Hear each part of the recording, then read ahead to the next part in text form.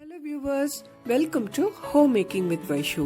இன்னைக்கு நம்ம வீடியோல பன்னீர் பிரியாணி எப்படி பண்றதுன்னு சொல்லி பார்க்க போறோம். யூசுவலி சண்டேனால ஏதாவது ஸ்பெஷலா வேணும் அப்படின்னு சொல்லி கேட்டுட்டு இருப்பாங்க. நம்ம பெருசா வேலையெல்லாம் எடுத்து விட்டுட்டு ஸ்பெஷலா பண்ணணும்னு அவசியம் இல்லை. இந்த பன்னீர் பிரியாணி ரொம்பவே சிம்பிளா ஒரே தவால ஹாஃப் அன் ஹவர்க்குள்ள பண்ணிடலாம். ஸ்பெஷலுக்கு ஸ்பெஷலும் ஆச்சு, வேலையும் கம்மியாச்சு.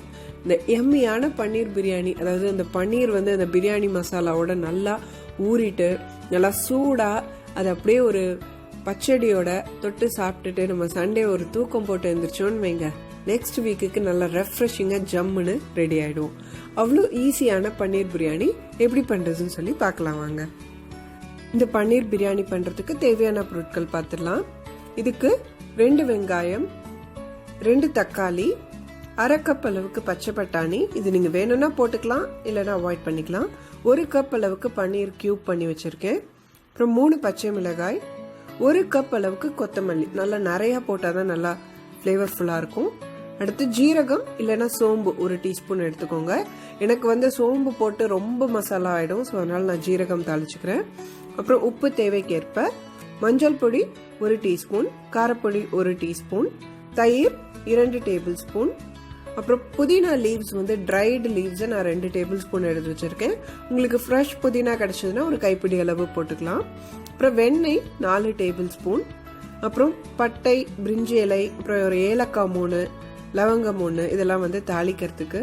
அப்புறம் பிரியாணி மசாலா வந்து 2 டேபிள் ஸ்பூன், அப்புறம் 1 கப் பாஸ்மதி ரைஸ். இதை வந்து நீங்க நல்லா வாஷ் பண்ணிட்டு அதே 1 கப் தண்ணியில ஊற வச்சுக்கணும்.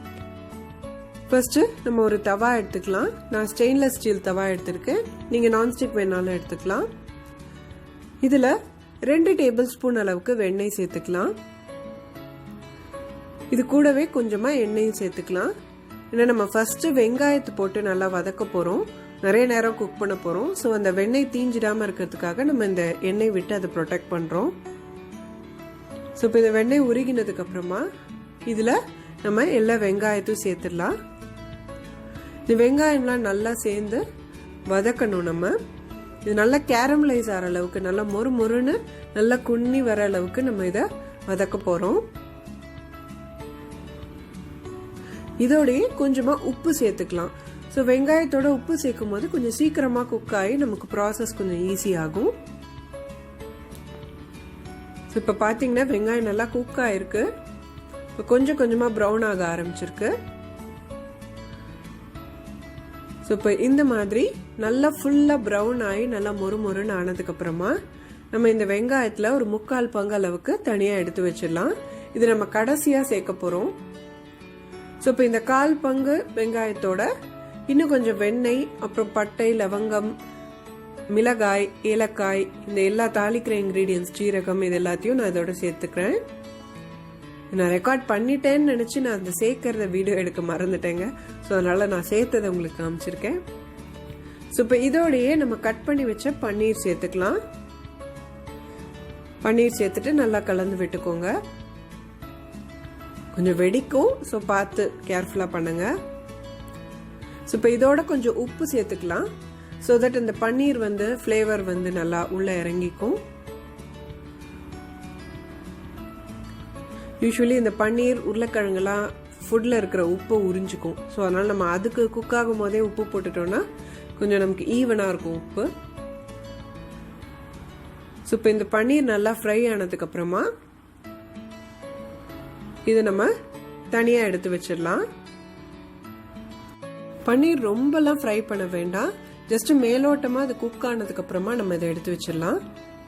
ஸோ இப்போ இந்த பேலன்ஸ் இருக்கிற ஆயில் அண்ட் தாளிப்போட நம்ம கொத்தமல்லி சேர்த்துக்கலாம். ஒரு 1/2 கப் அளவுக்கு கொத்தமல்லி சேர்த்துக்கலாம். நீங்க பாத்தீங்கன்னா என்னோட இன்கிரீடியன்ட் லிஸ்ட்ல இந்த ஜீரகத்தூள், தனியா தூள்லாம் ரொம்ப நான் யூஸ் பண்ண மாட்டேன், ஃப்ரெஷ் இன்கிரீடியன்ஸா யூஸ் பண்ணிடுவேன். ஜீரகம் தாளிச்சு இந்த கொத்தமல்லி நிறைய சேர்க்கறதுனால நான் ஜீரகத்தூளும் கொரியாண்டர் பவுடரும் நான் வந்து யூஸ் பண்ணல. ஸோ இப்போ இந்த கொத்தமல்லி கொஞ்சம் வதங்கினதுக்கு அப்புறமா நம்ம இதுல தக்காளி சேர்த்துடலாம். சேர்த்துட்டு நல்லா கலந்து விட்டுக்கோங்க.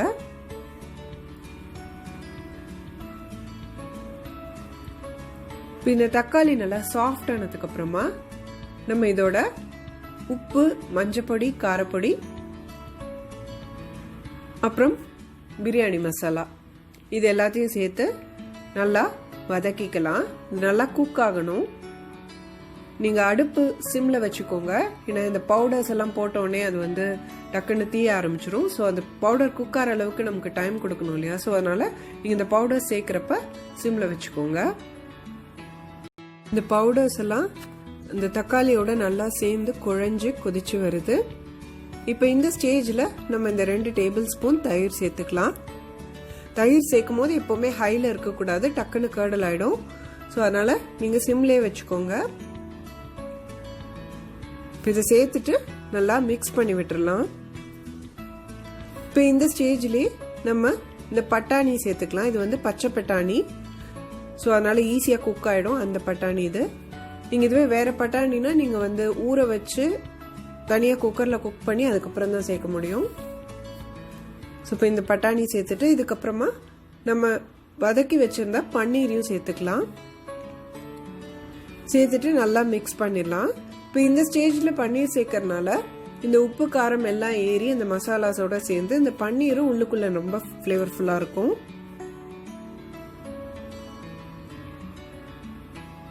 இப்போ இந்த பன்னீர், தயிர், மசாலாஸ் இதெல்லாம் சேர்ந்து நல்லா கொதிச்சு இந்த மாதிரி எண்ணெய் பிரிகிற மாதிரி ஒரு ஸ்டேஜ் வரும். இப்போ நம்ம இதில் இந்த பாஸ்மதி ரைஸ் சேர்த்துக்கலாம்.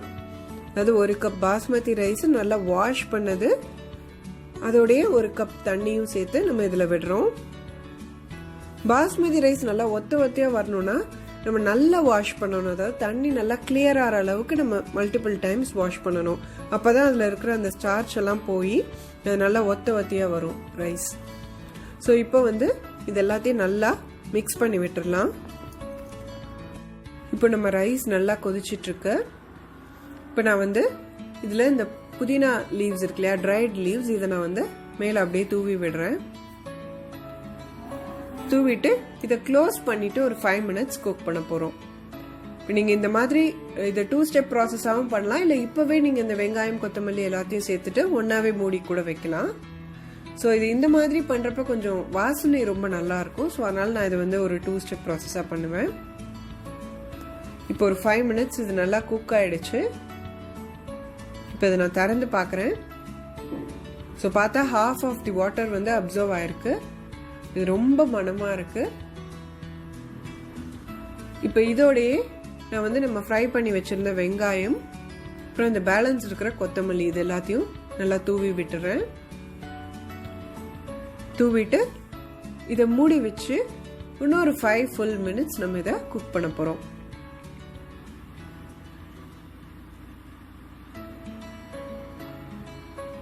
இப்போ 5 மினிட்ஸ் ஆயிடுச்சு. நம்ம இதை ஓப்பன் பண்ணி பார்க்கலாம். வாவ், நம்ம பன்னீர் பிரியாணி ரொம்ப அமேசிங்காக குக் ஆயிருக்கு. அந்த கலர் பாருங்க, எவ்வளோ அருமையான கலர். அண்ட் இந்த ரைஸ் எல்லாம் நல்லா ஒத்தையாக நல்லா பியூட்டிஃபுல்லாக குக் ஆயிருக்கு. நம்மளோட எம்மியான பன்னீர் பிரியாணி ஜம்முன்னு ரெடி ஆயிடுச்சு. நீங்கள் சிம்பிளாக ஸ்பெஷலாக உங்கள் சண்டேவை இதை செஞ்சு பார்த்து சாப்பிட்டுட்டு என்ஜாய் பண்ணுங்க. இந்த ரெசிபிஸ் உங்களுக்கு பிடிச்சிருக்கும்னு நினைக்கிறேன். ப்ளீஸ் லைக் பண்ணுங்க, ஷேர் பண்ணுங்க அண்ட் மறக்காம சப்ஸ்கிரைப் பண்ணுங்க. அந்த நோட்டிஃபிகேஷன் பட்டன் கிளிக் பண்ணீங்கன்னா நான் எப்போ வீடியோ போட்டாலும் உங்களுக்கு டக்குன்னு நோட்டிஃபிகேஷன் வரும். Thanks for your time. Take care. Bye bye.